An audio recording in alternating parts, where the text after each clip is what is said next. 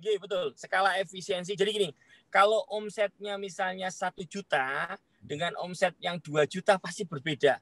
Biaya karyawannya sama Pak Bambang, tetapi omsetnya bisa lebih tinggi. Maka beban karyawan akan lebih rendah, beban listrik akan lebih rendah, dan seterusnya. Maka teman-teman sekalian, kalau mau usaha, jangan mikir terlalu pusing. Jadi jalankan dulu saja. Kadang-kadang kita mikir macam-macam Pak Bambang, akhirnya nggak jalan-jalan. Oh ini nanti begini gimana, ini begini ya, ini yang jadi akhirnya nggak melangkah. Maka saya selalu berpedoman pada diri saya sendiri Pak Bambang, saya harus gerak terus, gerak dulu lagi.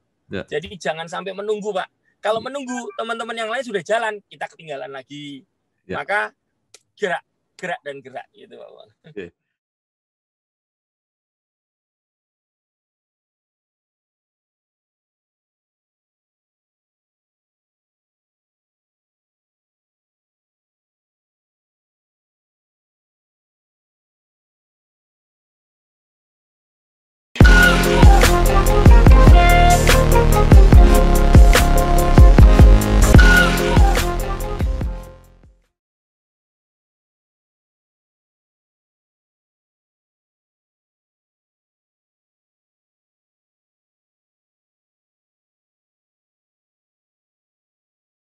Assalamualaikum warahmatullahi wabarakatuh. Waalaikumsalam warahmatullahi wabarakatuh. Bersama saya Bambang Sadono di channel Inspirasi untuk Bangsa. Saya bergembira dan merasa beruntung bisa bertemu lagi dengan Mas Indra Wawan M. Sarjana Ekonomi, CEO SL Corp Sambelayah Corporation. Luar biasa, ketika episode pertama kita tayangkan, banyak sekali yang bertanya. Bahkan Mas Wawan, saya tidak berani menjawab apakah saya bisa dapat nomor telepon langsung Mas Wawan yang luar biasa, kata mereka. Apa kabar Mas Wawan? Baik, alhamdulillah Bapak, alhamdulillah Pak Haji. Iya. Nah, seperti yang kita janjikan, yang pernah kita bahas, bahwa ini selanjutnya kita akan membahas kegiatan Mas Wawan bukan di grupnya, tetapi satu persatu mengenai brand-brand yang dikelola. Nah, sebelumnya saya mau tanya, ada berapa brand yang sekarang dipegang oleh Mas Wawan? Berapa ya Pak Bambang? 16, kita 16-17 ya Pak Bambang. Iya. Karena memang ada yang warung, ada yang produk gitu Pak Bambang. Jadi beda-beda sedikit seperti itu. Ada 16 ya. Nah, itu yang menurut Mas Wawan paling populer apa sekarang? Sekarang sedang tumbuh alhamdulillah ini Pak, di masa pandemi seperti sekarang ini. Di mana banyak yang tumbang, tapi kami malah sekarang sedang naik daun adalah yang konsep bisa apa ya. Jadi sekarang ini yang sedang naik daun sekali lah Pak, seperti itu. Nah, itu memang luar biasa ya.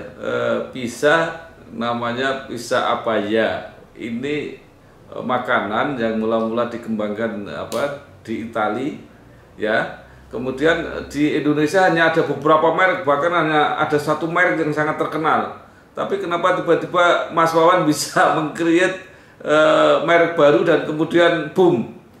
Monggo Mas Wawan.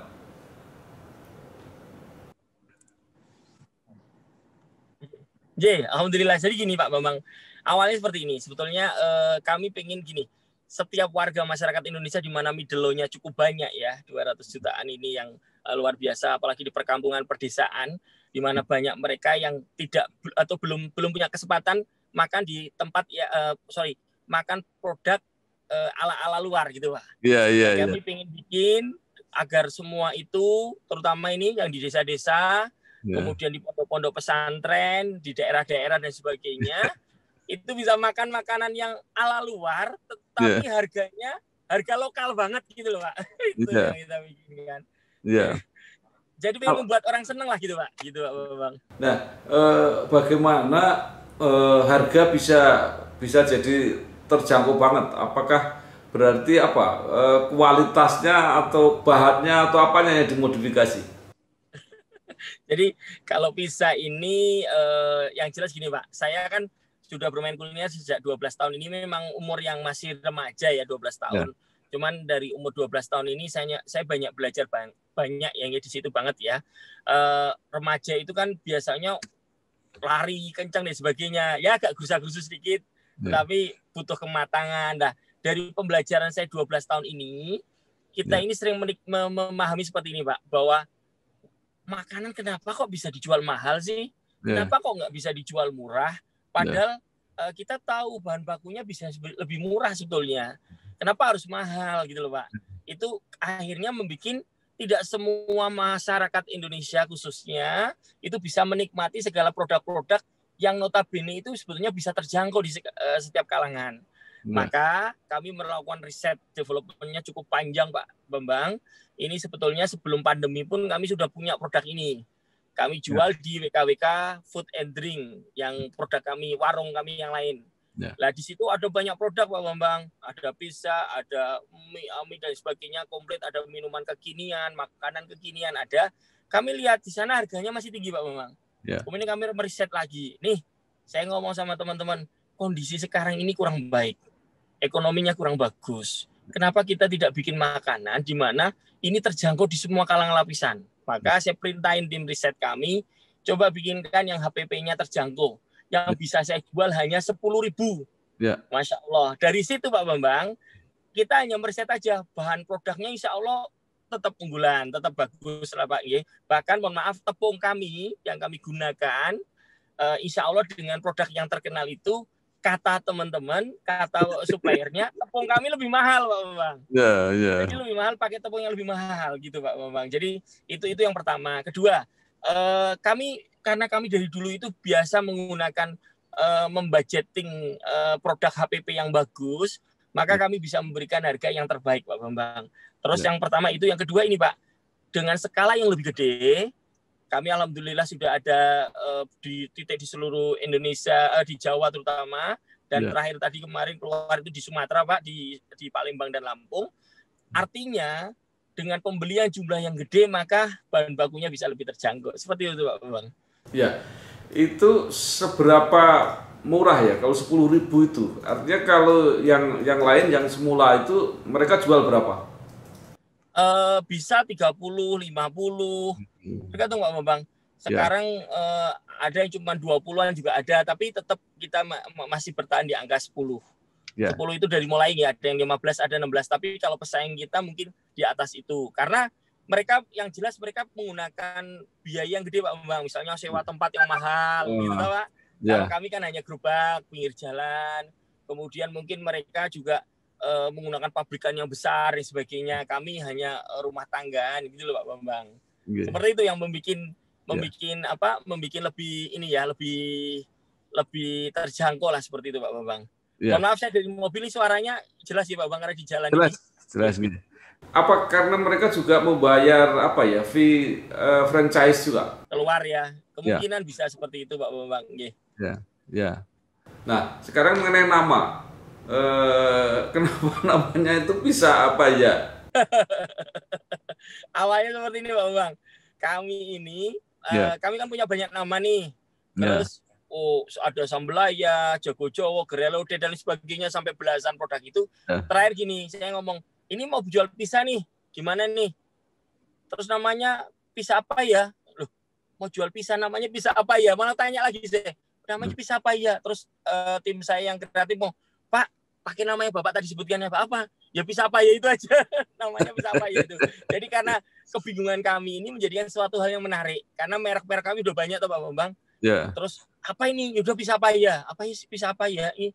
Oh bikin pizza apa ya gitu dan sebagainya. Pertanyaan-pertanyaan yang akhirnya berbalik Pak Bambang. Lah seperti itu akhirnya kita menggunakan nama pizza apa ya. Masya Allah antusiasmenya keren Pak.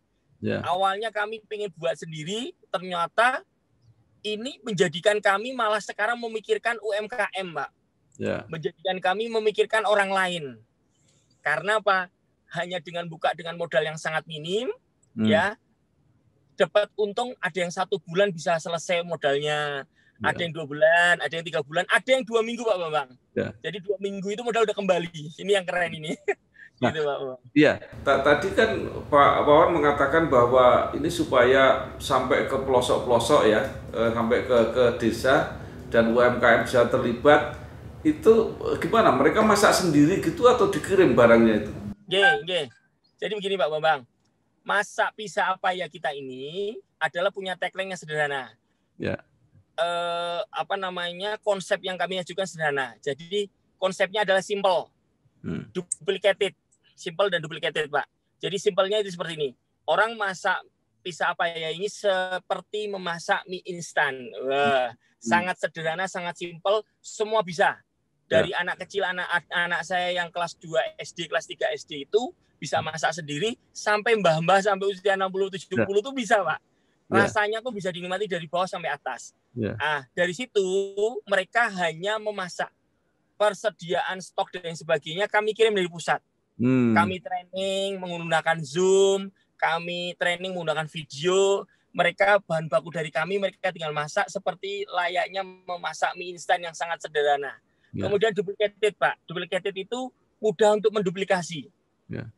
Diduplikasi oleh siapapun itu bisa. Pertanyaannya seperti mungkin, apakah nanti tidak gampang orang niru? Insya Allah mudah ditiru. Tetapi saya punya branding yang bagus. Jadi kalau teman-teman mau niru pun sebetulnya akan kesulitan. Bahan bakunya akan buat sendiri, pasti HPP akan jatuhnya lebih tinggi Pak Bambang. Jadi seperti itu. Akhirnya kami bikin konsep bisnis ini awalnya untuk kita sendiri, karena outlet kami yang pada tutup itu, kami pengen buka lagi menggunakan pisah apa ya. Ternyata kok banyak yang tertarik Pak. Baru 2 minggu yang pengen daftar udah 100. Bahkan kalau boleh kita ngomong Pak, sebetulnya ini sampai sekarang ada 200 atau sampai dengan 300 yang luar Jawa. Ada Sulawesi, Kalimantan, Nusa Tenggara Timur, Barat, dan Papua kemarin ada Aceh. Tapi kami belum bisa melayani karena terkendala dengan biaya kirim. Kami bisa ke sana kalau kita bikin mini plan Pak Bambang. Jadi ada mini plan sedikit lah di Sulawesi gitu, mungkin kita bisa bikin di sana, atau di Kalimantan itu bikin di sana. Lah ini kami sedang menyiapkan. Moga-moga Allah mudahkan dengan mendapatkan modal tanpa hutang bank ya. Kami memang berpatokan bahwa kami tidak mau menggunakan pinjaman dan sebagainya. Jadi kami berusaha bagaimana nih bisa membangun mini plan di setiap pulau-pulau yang ada, yang di sana bisa dikembangkan pisah apa ya Pak Bambang. Jadi pisah apa ya ini bisa dikembangkan per kecamatan, minimal bisa 1 Pak Bambang. Luar biasa. Ya, jadi karena harganya murah itu tadi ya, kalaupun orang mau menduplikasi sendiri itu nggak akan bisa bersaing dari segi harga. Tapi berat Pak Bambang, seperti itu. Harganya akan kesulitan untuk bersaing. Kemudian brandingnya Pak Bambang, alhamdulillah kami sudah punya branding menasional yang alhamdulillah sudah cukup familiar lah teman-teman menjual pisah apa ya dengan kemitraan kami. Bahkan konsep kami adalah tidak ada franchise. Kami bukan franchise. Konsep kami adalah mendampingi teman-teman. Jadi jangan khawatir, keuntungan 100% untuk teman-teman. Jadi orang bikin gini, Wawan ngapain sih kayak gini? Saya bahkan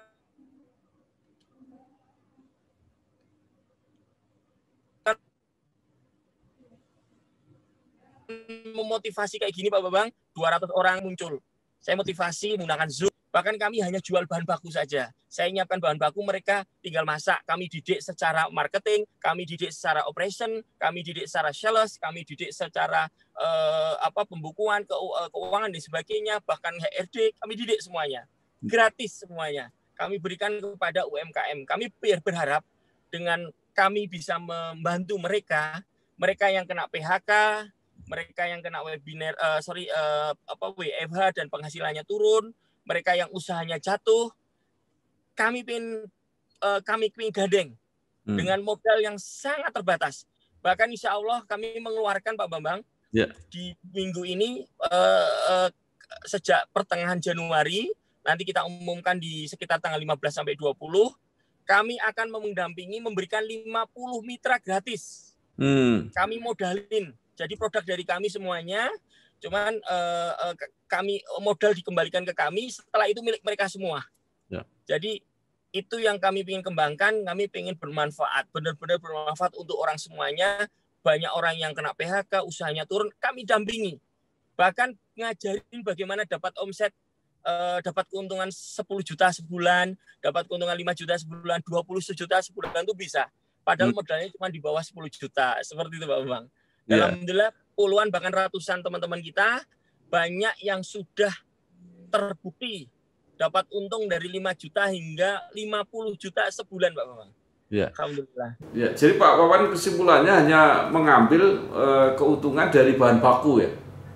Dari ya. Nah, kemudian begini Pak Wawan, itu kan bisa pada umumnya yang dipasarkan sekarang itu kan variasinya banyak sekali ya supaya orang nggak bosan. Nah itu gimana ini kalau yang brandnya Pak Wawan ini? Sami Pak Bambang, kami bahkan punya kalau nggak salah yang kita launching ini sudah ada 10 topping ya variasi. Bahkan nanti 2 bulan sekali atau maksimal 3 bulan sekali kami mengeluarkan produk baru. Insya Allah tim kami ngeluarin dua dengan harga yang lebih terjangkau atau apa. Jadi R&D kami selalu bekerja maksimal 3 bulan mengeluarkan sesuatu hal yang baru. Kalau yang lama ternyata nggak begitu laku, kita hilangin dulu, ganti yang baru. Atau kalau laku semuanya secara standar sama, maka ditambahin lagi Pak Bambang. Yang jelas jangan sampai kita itu ngoyo pingin jualan, tetapi operationnya kedadapan atau apa ya, kebingungan untuk menjalankan operation. Maka bisnis kita ini berharap operationnya itu simple, sederhana, menarik, dan mudah dilaksanakan, Pak. Ya. Untungnya, omsetnya kayak apa hebatnya, kalau operationnya itu sulit, maka akan menyulitkan kita semuanya. Gitu, ya. Pak Bambang. Ya, itu kelihatannya kuncinya 1 di tim kreatif, 2 di bahan baku ya. Kalau yang tim kreatifnya itu gimana, Mas Wawan bisa punya orang yang mengkreasi terus produk itu? Yang pertama tim kreatif dipimpin istri saya sendiri, Research and Development-nya dipimpin oleh istri. Kalau tim kreatifnya ada tim kami yang ikut saya sudah lama, 8 tahun mungkin dia sudah ikut saya, masih muda ya. Selalu saya beri tantangan kepada mereka, bagaimana menganalisa permintaan pasar sekarang, misalnya gitu Pak. Hari ini apa sih yang disukai oleh masyarakat, terutama kaum milenial Pak, kaum muda. Karena potensi market terbesar adalah kaum muda. Dan kedua selain kaum muda, itu kaum muda di daerah, di pedesaan. Itu keren Pak. Saya kalau naik mobil saya sering nyetir sendiri. Kalau saya ngantuk saya berhenti di angkringan Pak. Masya Allah di daerah Randudong, Belik, Pemalang, itu saya melihat kok angkringan kok pada pegang gadget semua, pegang HP. Saya kira lihat apa dia, sebetulnya ternyata dia, saya kira cuma dengerin lagu atau apa, ternyata dia main medsos, ternyata dia bermain apa dan sebagainya. Ini potensi, ya kita garap ya potensi itu Pak. Nonton YouTube enggak?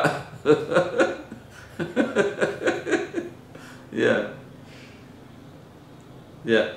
Lalu kalau bahan baku, apakah ada bahan baku yang memanfaatkan bahan baku dari lokal-lokal itu? Pasti Pak, pasti dari lokal banyak. Jadi kami memang di Purwokerto sementara industrinya, tetapi nantinya kita berharap di masing-masing provinsi adalah satu mini plan seperti itu Pak. Dari Purwokerto itu kami sedang mencoba, namanya saya agak lupa Pak ya, tepung apa yang dibuat oleh orang lokal. Cuman belum jadi Pak. Saya berharap bisa jadi, kalau jadi itu bisa kita gunakan, itu keren karena memanfaatkan betul-betul produk lokal. Cuman kami sedang meng-R&D-kan, semoga berhasil. Nah, biasanya kendala bahan baku lokal itu kendalanya di harga Pak Bambang. Jadi tidak bersaing. Nah, ini yang kami pengen bahan baku lokal ini bisa bersaing. Bahkan kenapa kita tidak bisa menjadi besar dari lokal? Kenapa kita selalu ngambil dari yang gede-gede? Maka kami mencoba melakukan R&D, risetnya cukup lama.